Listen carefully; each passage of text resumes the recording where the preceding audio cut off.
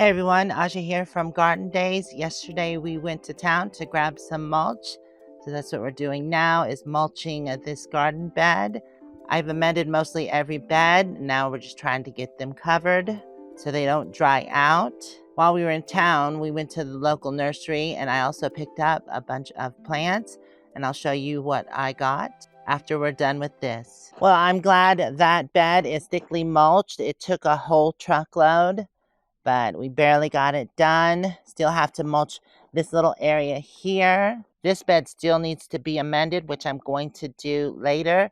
And then we'll go back and get some more mulch to mulch this area. The back half has been mulched, but it was several seasons ago, so I probably need to top dress that as well with more mulch. If y'all haven't checked out my last videos where I did this arbor here, or I dressed it up with driftwood.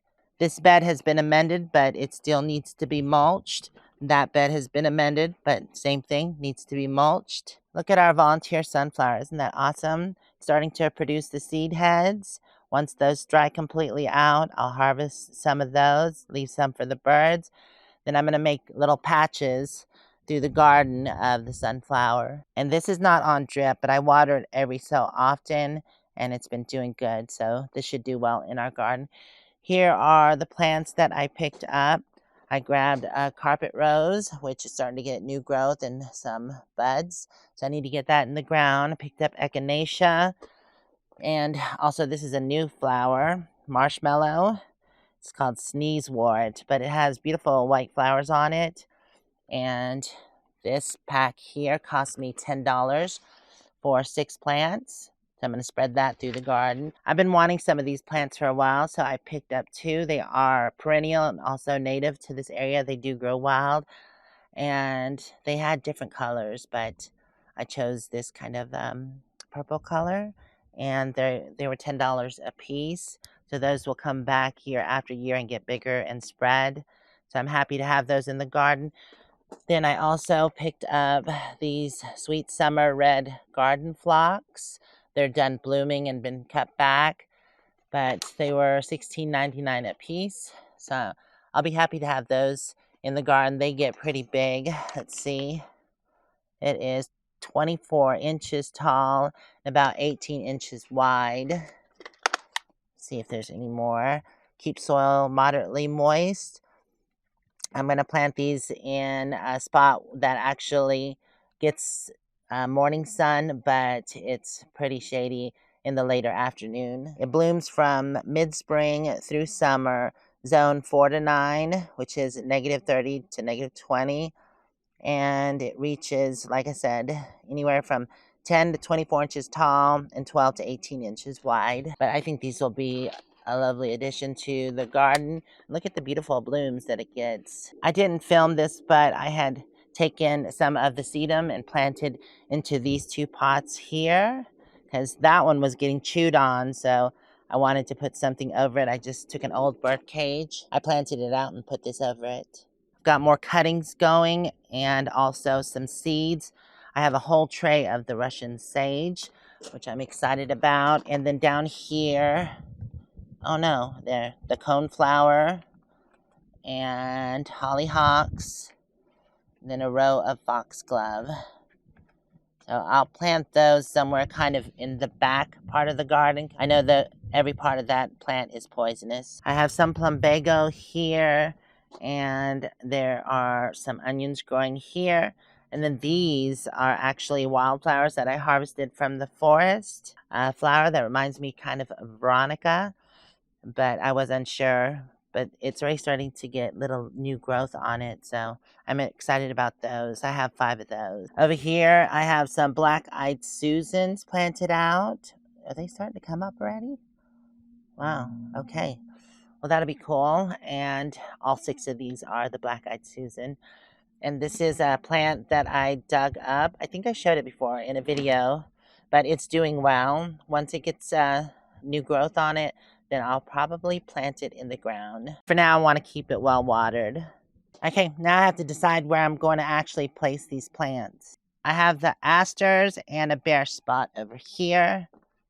So this is where I think I want to plant these, and I actually have room for one more thing here. Plus, I think those will fill out and get nice and big there. See, room for one more. Actually, you know what? I can take some of the sneezewort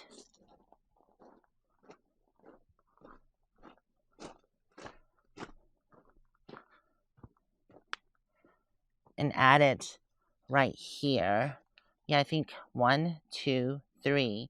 There's a echinacea right there. I think that'll look nice with the wild bergamot and then the other echinacea. So I have some bare spots here and a cactus that had died off, so I'll probably pull that out, pull that weed out, and that's a spot. I do have to amend this bed though. So I think I can put these 3 here. Yeah, I think that'll look nice. So 1 there, 1 there, and 1 there. So a little drift. I had planted something here before, but it died off. So I want to get something else to fill this bed in. And I think the 3 phlox will look nice here. Just like that. And help fill that out. And the drip is right there, so that will make it easy. Our plants, I've got this carpet rose. I had no idea where I want to plant it. At one point in time, I thought I wanted to put it in this garden bed with the other one. But these things get about 3 to 4 feet wide. They don't get very tall because they're carpet roses.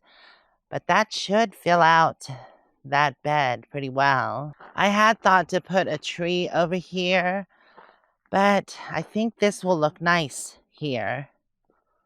And it'll finally fill this space out. I can put it closer to the fence. That way it has room to spread and it can grow underneath the fencing. And if it comes out, it should only come out to about here. That way I still have my border flowers and it shouldn't grow into those. I love these flowers here.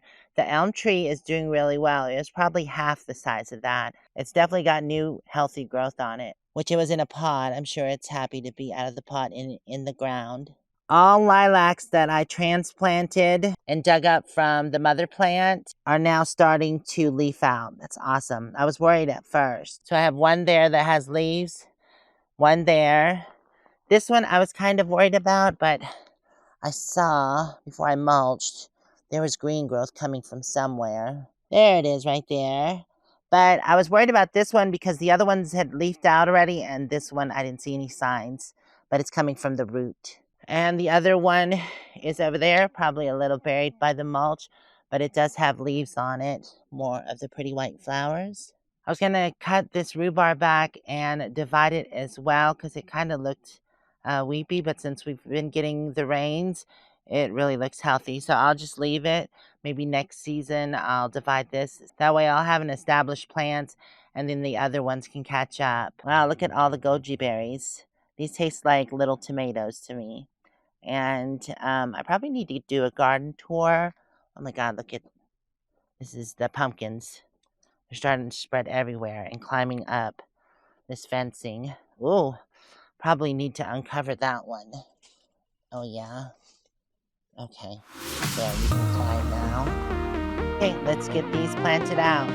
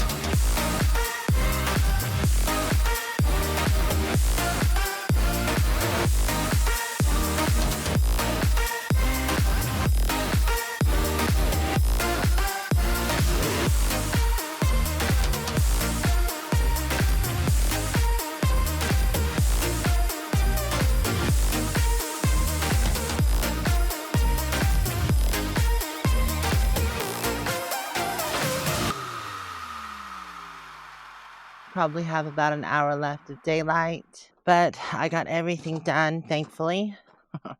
I'm happy that's all done. So I put the 2 asters there, and I decided to put 4 sneezewort in, then a little ground cover in front of the asters that is a campanula.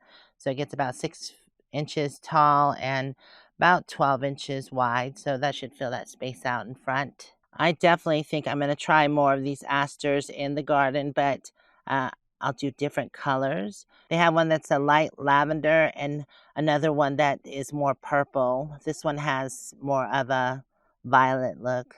I didn't do much in here, except I did add one of the sneezeworts and campanula right next to each other, since this gets about 12 inches tall, and this will spread. I like how the yarrow is starting to fill out now. You can see little pups popping up everywhere. And, oh, I forgot to mention, I don't know what this is right here, but I did have a flower that was similar to it. I can't remember. Oh, it's Sweet William. I had a patch of Sweet William here, but it died off. That'd be nice if that's part of it and it comes back, because I really did enjoy that plant. I amended this bed and I still have to mulch it, just like I do the other 2 beds I showed you. I thought these were the purple echinacea, but it's the powwow wildberry. So those should look nice through there, and hopefully it'll fill out the space. Now that we have cooler temps and more rain, things are starting to green up and fill out. So I can't wait to see at the end of September. Speaking of fill out, I did the 3 phlox here like I showed, but I did the sneezewort there and some more campanula here and here, which should make a nice patch. And I can't wait to see these phlox next season. Last but not least is the yellow carpet rose. I'm finally glad to have something in this spot, and hopefully it'll fill it out quite nicely. And I put a campanula here and here. I didn't put a sneezewort in here. Aren't the coreopsis looking pretty? A lot of seed heads. I should deadhead, and there's more flowers coming up. This thing is prolific. All right, everyone. Well, it's been a long day, although I did take a break in the middle of the day because I had a few errands to do.